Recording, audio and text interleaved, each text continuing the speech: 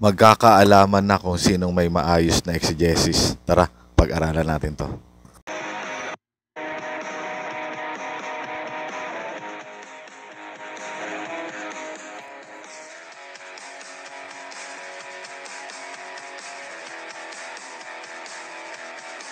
Isang magandang araw po sa inyong lahat at tayo po ay mag-aaral uli ng salita ng Panginoon. Kung first time nyo pa lamang po sa YouTube channel na to, ang channel na to ay nagtuturo po ng patungkol sa Biblia. At ngayon po ay pag-aaralan natin, meron na naman pong isang comment si Sandrio. At dito po sa ating pag-aaralan ay hahamunin po natin siya, kasi salita siya about sa Bible exegesis. Pero sige, pakinggan po muna natin. Kasi ang mga sulpot na ito, kayong lahat kasing mga sulpot, mga protestante kayo, mga exegesis kayo. Puro kayo self-interpretation, self-opinion. Ang tawag sa mga nagsa-self-interpretations dyan, ang tawag sa inyo, exegesis. Kailangan alam nyo rin yung exegesis. Yung background historical views nung sitas na binabasa ninyo. Dapat alam nyo yung history, bakit yun yung nakasulat doon. Hindi kayo historian para gumawa kayo ng sarili nyong opinyon. Yung bawat pagbabasa natin ng sitas ng Biblia, meron tayong tinatawag na exegetical context. What is the exegetical context of Matthew 16 verse 18? You have to know that, mga sulpot. Pag sinabing exegetical context, what is the history behind the Matthew 16 verse 18? What is the history behind the Roma 16 verse 16? Ang pagbabasa natin ng Bible ay ginagamitan ng dalawa. Eisegesis and the exegesis.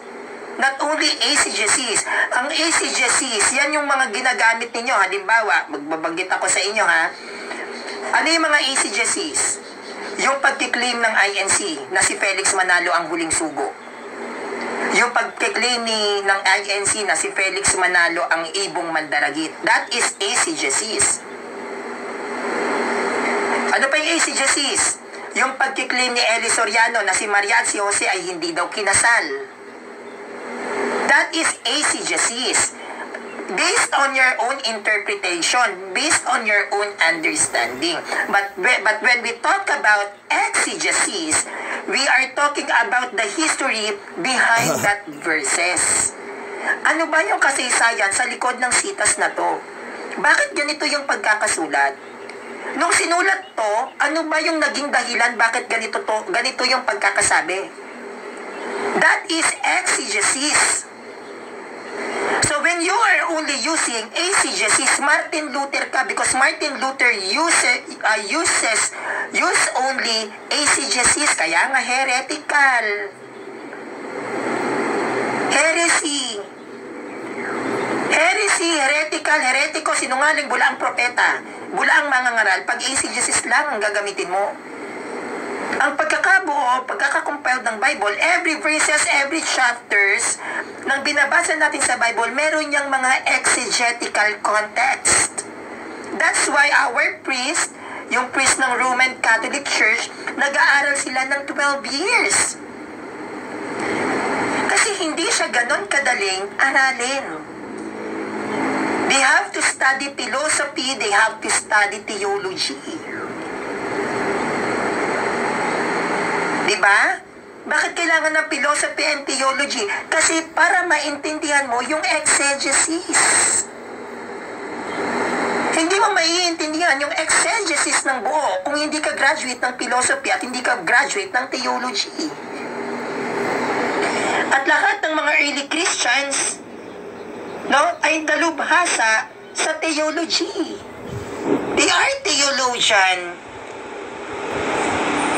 How come? So yun po, napakinggan natin yung mga banat ni Sandrio patungkol sa atin, mga protestante or born again, maging sa ibang mga religion po, ay parang binabanatan niya rin. So, nabanggit po niya doon na tayo daw po ay hindi raw tayo marunong mag-exegete ng passage. more on exegesis lang daw po tayo. Nadamay pa si Martin Luther. Na parang ang point niya, hindi marunong mag-exegesis si Martin Luther, kaya tayo po ay heresy. At based pa dun sa kanya mga pinagsasabi, parang pinagmamalaki niya na siya ay marunong, siya ay... di ko alam kung hanggang saan yung alam niya. Ngayon, hahamunin natin siya para tayo ay magkaalaman na, no? Kung sino ba talaga yung marunong ng exegesis. Total, nabanggit naman niya yan eh. Actually, hangaan natin siya, no? Sa mga Roman Catholic na defender. Parang, di ko lang alam, no? Pero parang sa kanya ko lang siya yung narinig. Usually, sa mga Christians yan naririnig, no? Yung exegesis, eisegesis, hermeneutics, historical context, literary context, may mga ganyan pa yan eh. May genre pa yan, napakalawak niyan. At karaniwan, dyan magagaling ang mga born again. Actually, magagaling sa exegesis ang mga pastor ng mga pastor kumpara sa pari. Ngayon, hamunin natin si Sanrio. Sanrio, kung sana mapakinggan mo to, no, at itatag ko sa iyo, hamunin kita.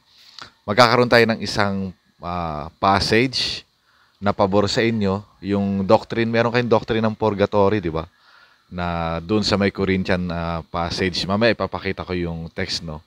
So, tulad ng sinasabi mo, dapat gawan ng exegesis, alamin kung sino sumulat, kailan sinulat, para kanino sinulatan, purpose. Tapos isa-isahin natin yung Bible text. Magsimula tayo sa chapter 3, mamaya ipapakita ko, no? Tapos isa-isahin natin, abay sinasabi sa amin, verse 1, verse 2, makita natin yung pagkasunod-sunod hanggang na dumako tayo doon sa may pinaka-teksto talaga natin. So, hinahamon kita kung talagang magaling ka or kung marunong ka dito. Magkakaalaman kung sino yung marunong talaga sa atin. Ikaw na Roman Catholic or let's say ako, nagre-represent ng born again, no? So, sige, ito yung passage natin. So, ito po yung passage, no? Yung 1 Corinthians chapter 3 verses 11 to 15. So, yan, Sanrio, ginagamit nyo yan ng na Bible verse about sa purgatory. Ngayon, i-apply natin yung sinasabi mong exegesis nga, kung sino yung marunong sa atin, no? Magsisimula tayo sa may 1 Corinthians chapter 3 verses 1 hanggang sa verse 15. So yan, Sanrio, malinaw ha. Kami sinasabihan ninyo o mo na hindi kami marunong ng Bible exegesis. So dito nga magkakaalaman kung sino yung merong maayos na Bible exegesis. Kung itong 1 Corinthians chapter 3 verses 11 to 15 ba ay patungkol sa purgatory or sa iba pang bagay. 100% kung marunong kang mag-exegesis, hindi yan patungkol sa purgatory. Sige, antayin ko ha. Aasa ako na sasagutin mo yung mga tanong ko or tutugunan mo itong hamon ko sa'yo. Kung hindi naman ay lalabas na baka ikaw nga hindi marunong at hindi kami. So yun lamang at sa totoo lang parang na-inlove na ako sa'yo, no? Na yung mga bawat vlog mo ay gagawan ko ng ng rebut para depensahan po yung paniniwala naman namin. So yun lang at antayin ko yan. Hindi ko lang alam kung magagawa mo. Patulong ka pa sa pare, no? Para tama yung sasabihin mo at hindi yung self-explanation mo lang ang masasabi mo. Sige, antayin natin yan.